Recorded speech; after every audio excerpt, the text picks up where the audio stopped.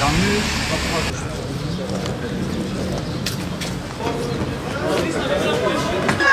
Kol kola seninleyiz Hüdapar. Mardin seninle gurur duyuyor. Mardin seninle gurur duyuyor. Hürdavanın sevdası kardeşliğin inşası.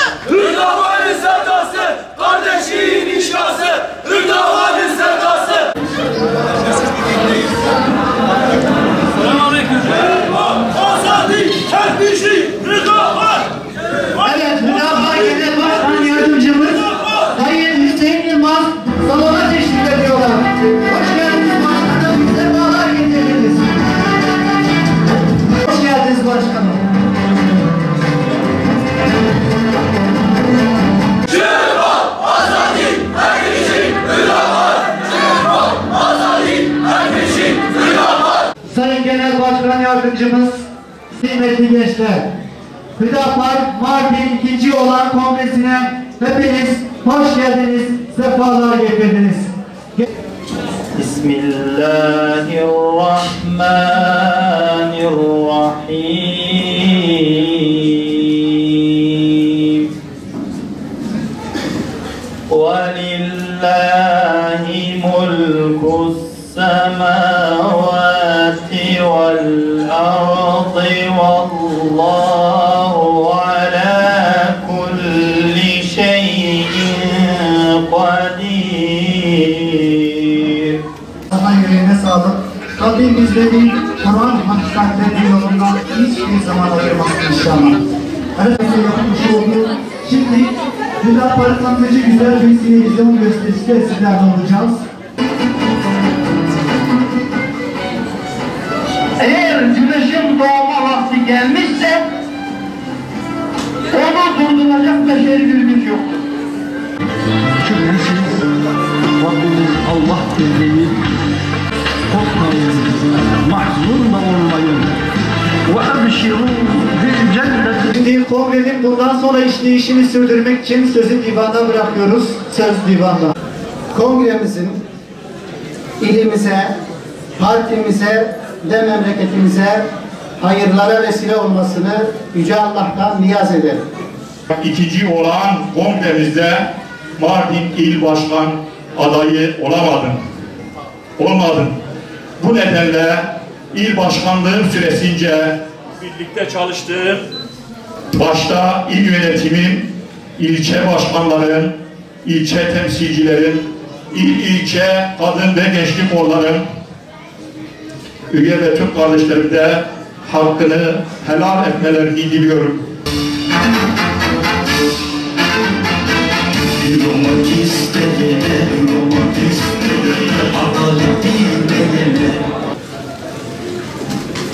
Kongrelerimizin sloganını belirledik ve şu an aklımda duruyor. Önce insan, öncelik adalet. Parti kuruluşundaki sloganımız dürüst siyaset, gerçek adaletli. Yani adaletten taviz vermiyoruz. Kime göre, neye göre adalet demiyoruz. Hakka göre adalet, hukuka göre adalet. Ama niye bu sloganımızı seçtik?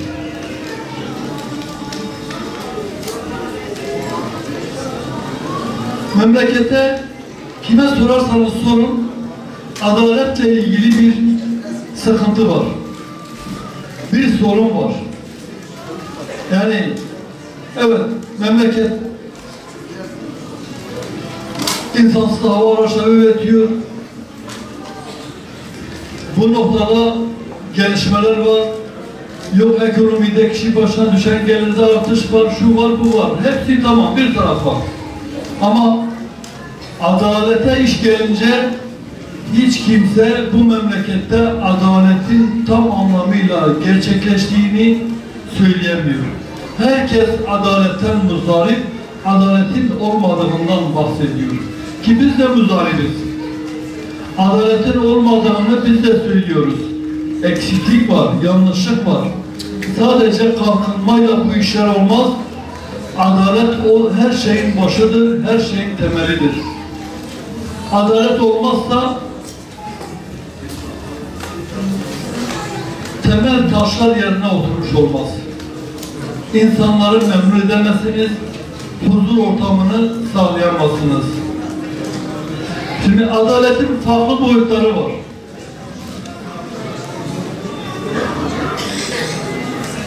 Siyasetteki adalet, ekonomide adalet, yargıda adalet, genişletebiliriz bunu. Birkaç basit örnek vereyim, herkesin malumu olan. Şu an siyaset alanında, siyasi mücadele alanında adalet maalesef yok. İki parti bir araya geldi şu an. Daha önce seçim barajını kaldıracağım. Hükümet daha önceki referandumlarda da ve daha önceki söylemlerinde de seçim barajıyla ilgili sorun ve sıkıntıların farkında olduğunu, kaldırılması için çalışma yapılacağını belirtmişlerdi. Ama en son gelinen noktada bazı partilerin baraj sorununu aşmak için barajı sabit bıraktılar, ittifaklarla işi halletmeye çalışıyorlar. Barajın olduğu bir sistemde %10 barajı az bir şey değil, siyasi temsilde adaletten kim söz edebilir ki?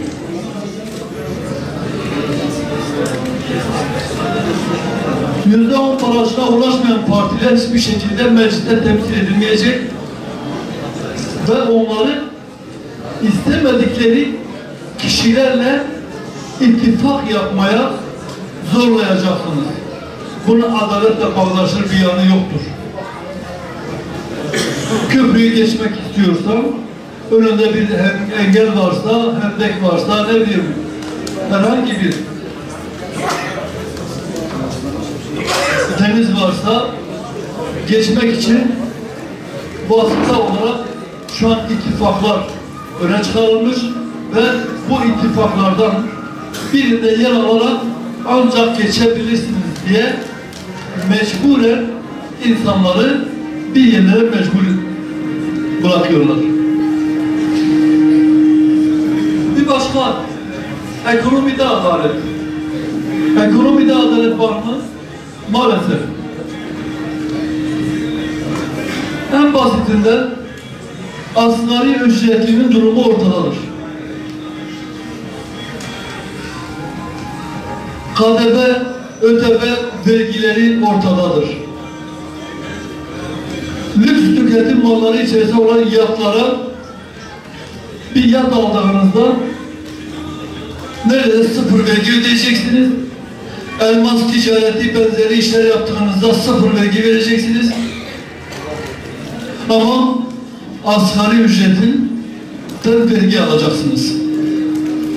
Asgari ücret de sadece bir kişinin çalıştığı ve geliri üzerinden hesaplanıyor. Yani bu kişi bekar olacak, evli olmayacak, çocuğu olmayacak. Halbuki bizim anlayışımızda parti programında dile getirdiğimiz asgari ücret hesaplaması yapılırken evli bir kişinin, bir çocuklu bir ailenin bütün ihtiyaçları göz önüne bulundurarak belirlenmesi lazım. Yani şu an asgari ücret açlık sınırının altında, Türkiye'deki istatistiklere göre açlık sınırının altında bir asgari ücret var ve bundan da devlet vergi alıyor. Ekonomide adalet yok, en basitinden. Yargıda adalet. Bugün yargıya, mahkemelere işi düşüp de benim adalet yerini bulmuştur diyen insanların sayısı azdır. Özellikle de siyasi olan davalardaki yargılamalarda maalesef adalet yok. Yargı taraf olmuş, geçmişte de öyleydi ve bu tarafgirlik içerisinde hareket etmişlerdir. Bugün cezaevlerinde 20-25 yıldır haksız yere cezalandırılan insanlar adalet arayışında, aileleri adalet arayışında ama bir türlü bunların sesini duyan yok, bu mağduriyetleri gideren yok. 28 Şubat süreci diye bugünlerde yıl dönümü geliyor. 28 Şubat kararlarının alınmasının yıl dönümü ve şu an devam eden bir 28 Şubat davası var. Ve bu 28 Şubat davasında sadece 103 kişi yargılanıyor. Asker. Bunlardan da sadece 60 kişiye ceza isteniyor. Ve bu insanlar tutuksuz yargılanıyor. Ağırlaştırılmış müebbet hapis cezası istenen bu insanlar tutuksuz yargılanıyor. Ama öte yanda 28 Şubatçıların gadrına uğramış, 28 Şubat sürecinde cezaevlerine atılmış, 28 Şubat'ın briefingçi savcı ve hakimlerinin oluşturduğu mahkemelerle ceza almış olan insanlar 20-25 yıldır, hatta bazı 27 yıldır içeride olan var. 28 Şubat sürecinde ceza, o süreci başlatanlar sadece asker değildi. 28 Şubat sürecinin yargı ayağı vardı, mahkeme ayağı. 28 Şubat sürecinin medya, o süreci oluşturan, yalan haberlerle o zemini hazırlayan medya ve medya patronları vardı. Üniversitelerde başörtüleri okula sokmayan rektörler, okul yönetimleri, öğretim görevlileri vardı. Yine o süreçte seçilmiş olan meşru bir hükümeti kumpaslarla, rüşvetlerle, şantajlarla iktidardan eden siyasetçiler vardı. Yani 28 Şubat'ın son sürecin sadece askeri ayağı yoktu. Ekonomi ayağı vardı, sermaye sahipleri, siyasi ayağı vardı, politikacılar, medya ayağı vardı, medya patronları, rektörler, eğitim camiasında ve hiçbiri şu an o davaya dahil edilmiş değil. 2 Mart'ta davası olacak, belki son duruşması olacak ama sadece 60 kişiye bu dosya kapanacak ve diğerleri aklanmış olacak. Yine bir diğer konu bugün de yine gündemde. Son günlerde Suriye'de, Doğu Guta'da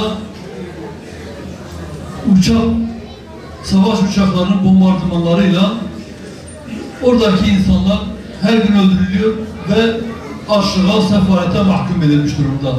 Evet, dün gece karar alındı, ateşkes, bir aylık bir ateşkes uygulanacak. Fakat bu yeterli değil. Çünkü daha önce de ateşkesler uygulandı ve bu ateşkesler maalesef birkaç günü geçmedi, tekrar sabote edildi. Çünkü bunu önleyecek olan bir mekanizma yok. Savaş nerede? Savaş İslam coğrafyasında. Çatışma, aşı, kan, gözyaşı İslam coğrafyasında. Geçenlerde hatırlarsanız Amerikan yetkilisi şunu söylemişti. Afrin meselesiyle ilgili. YPG ile PKK'yi isterseniz ikisini çatıştırabiliriz. Bu aslında bir şeyin itirafıydı. Yani demek ki İslam coğrafyasındaki bütün kavgaların, çatışmaların kaynağı Amerika'dır. Emperyalistlerdir. İstediğini silahlandırıyor, istediğine karşı çatıştırıyor. Ya da farklı grupları, çatışma ortamını, yani sorunların olduğu, sıkıntıların olduğu yerlerde sorun ve sıkıntıları üzerinden oraları kaşıyorlar. Ve çatışmayı da başlatan kendileri oluyor. Bu itirafla biz bunu da görmüş olduk.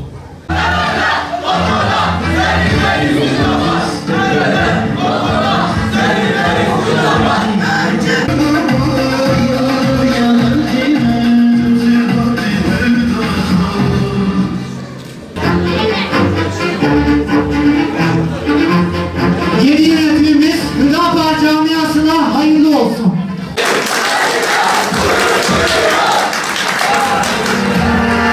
Hür Dava Partisi amblemini anlatırken evet bembeyaz bir sayfa ve yarım doğmuş güneş dedi. Allah'ın izniyle yeni kadrolarımızla güneşin tamamını doğuracağız.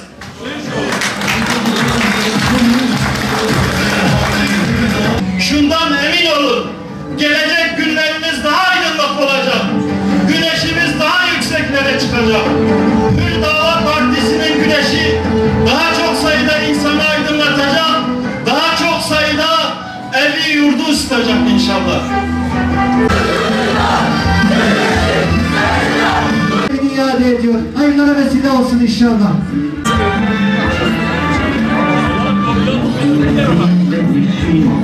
Saniye Fırsullah. Toplum olarak senin